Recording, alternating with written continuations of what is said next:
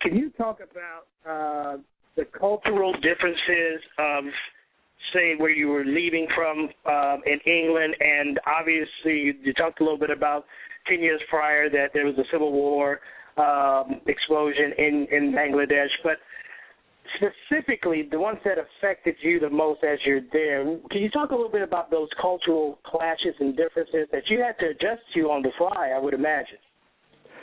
Absolutely. If we take, I came to the UK in 1975 as a 5-year-old, and so my education from 75 to 79 and exposure to culture was one of the UK in terms of British culture, in terms of the attitudes, the openness, the learning, the free mixing of men and women, in terms of schools, in terms of work, etc. When I went to Bangladesh, it was a cultural shock in the sense that it's a very patriarchal society. In most markets, in most schools, it's men teaching, it's men doing the business, it's men conducting conversations in the markets and trading, etc., etc. Women are in the baris or the homesteads looking after the household. They're the ones who are ensuring the household is in order whilst the men go out and farm the fields or man the shops or run the factories, etc. And also the other cultural shock was the religious side. Bangladesh is predominantly a Muslim country. So there's the 5 times a day of prayer going on. Kids are sent to mosque early morning to learn Arabic. Then they go off to school to learn Bengali.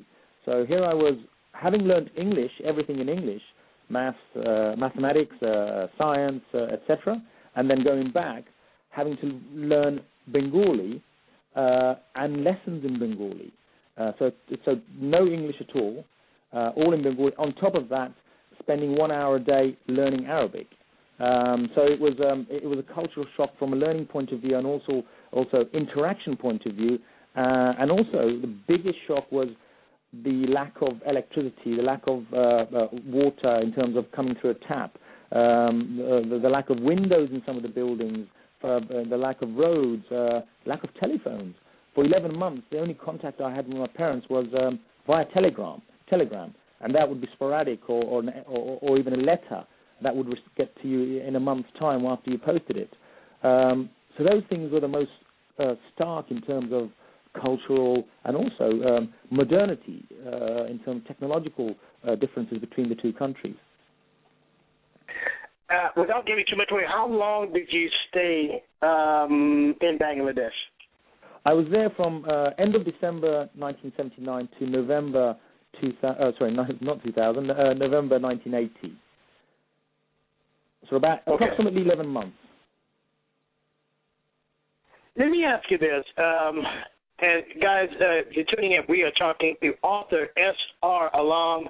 His book, A Boy, His Baby, and Abari, just released recently. We're going to talk about where you can pick up a copy of this very interesting and intriguing memoir of the story of his life.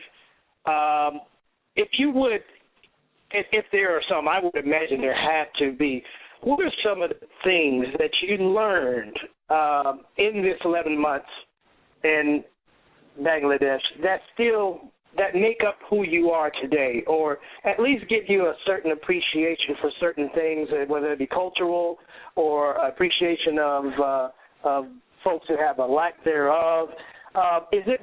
What about that embodies you today? I think the key thing is independence and also self-driven, self-motivating, because I was under no parental control. My parents were in the UK, so I was pretty much left to be looked after by my grandmother. Now, I'm sure you know, Clark, and everybody knows, grandmothers' control and correction of our wrong behaviors are not as strict as our parents. However, I wasn't the first kid who went to the extreme in terms of being bad, but I was very independent, very tough, very resilient, and those are the qualities that I came out of that 11-month period in terms of I am who I am, and I can do what I want to do, and if I want to achieve something, I can do it myself. I don't depend on anybody else. I'm not going to run to my mom to help me or my dad to help me. It's me, and I'm going to do it myself. So there are stories in there where I was exposed to things that helped me grow up very fast in terms of, there's a story of the remnants of a murder. I grew up very fast in terms of trading with one of my grandfathers in markets. So I was engaging in the adult world at the tender age of 10. So I was doing things that probably a 10-year-old would not be doing in the West, i.e. in the United Kingdom or United States or Western Europe.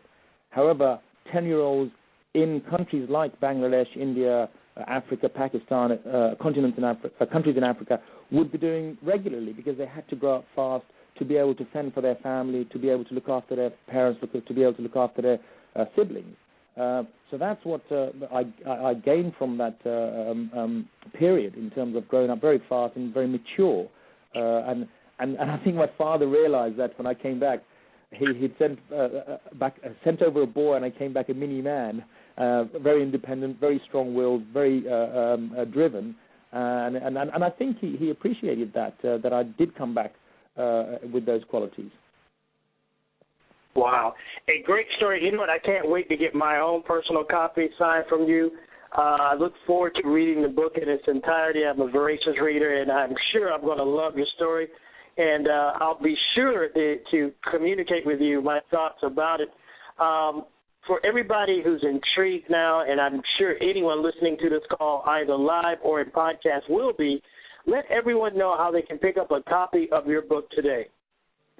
Right now, if you go to the Kindle store, you can type in the title and buy a copy for the Kindle. You can go to Amazon store to get the Kindle copy and the Apple iTunes store to get the Apple copy.